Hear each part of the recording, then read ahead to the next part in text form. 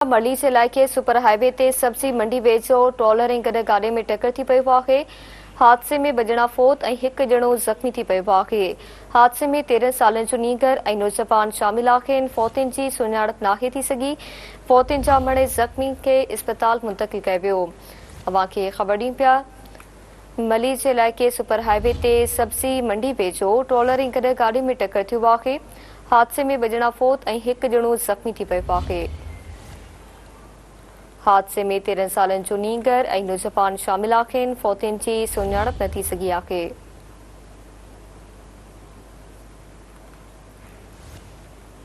फौतियुनि जा मणे ज़ख़्मी खे इस्पताल मुंतक़िल कयो वियो। अवां खे ख़बर ॾियूं पिया मली जे इलाइक़े सुपर हाईवे ते सब्जी मंडी वेझो ट्रॉलर ऐं गॾु गाॾी में टकर थी पियो। हादसे में 2 ॼणा फोत ऐं हिकु ॼणो ज़ख़्मी थी पियो आहे।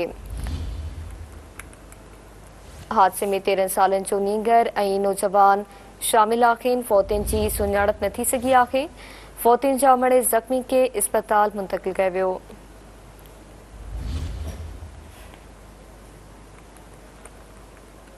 मली जे इलाइक़े सुपर हाईवे ते सब्जी मंडी वेझो ट्रॉलर ऐं गॾु गाॾी में टकर थी पियो। हादसे में 2 ॼणा फोत ऐं हिकु ॼणो ज़ख़्मी थी पियो आहे। हादसे में 13 सालनि जो नीगर ऐं नौजवान शामिल आहिनि। फौतियुनि जी सुञाणप न थी सघी आहे। फौतीअ जा मड़ ऐं ज़ख़्मी खे इस्पताल मुंतक़िल कयो वियो।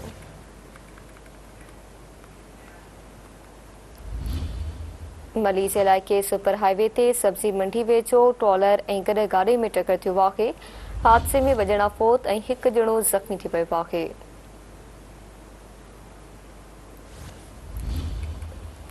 हादसे में 13 सालनि जो नीगर ऐं नौजवान शामिल आहिनि।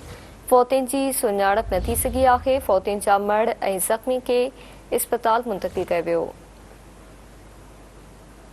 अवां खे ख़बर ॾियूं पिया हादसे में 13 सालनि जो नीगर ऐं नौजवान शामिल आहिनि। फौतियुनि जी सुञाणप न थी सघी आहे। फौतियुनि जा मणे ज़ख़्मी शख़्स खे इस्पताल मुंतक़िल कयो वियो। मलीर बावा खे ख़बर ॾियूं पिया हादसे में 2 ॼणा फोत ऐं हिकु ॼणो ज़ख़्मी थी पियो आहे।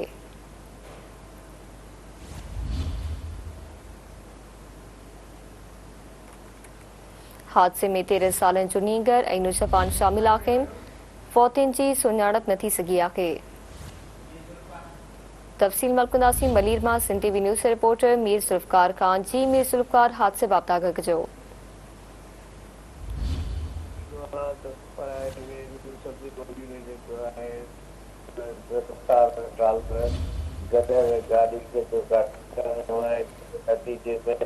एक नामालूम 26 साल नौजवान हॉकी आहे जॾहिं त 13 साल जो ॿारड़ो बि हादसे में पहुता है। एक 16 साल जो अणॼातल नौजवान आहे उहो ज़ख़्मी गाॾी दाख़िल आहे अस्पताल में वियो आहे।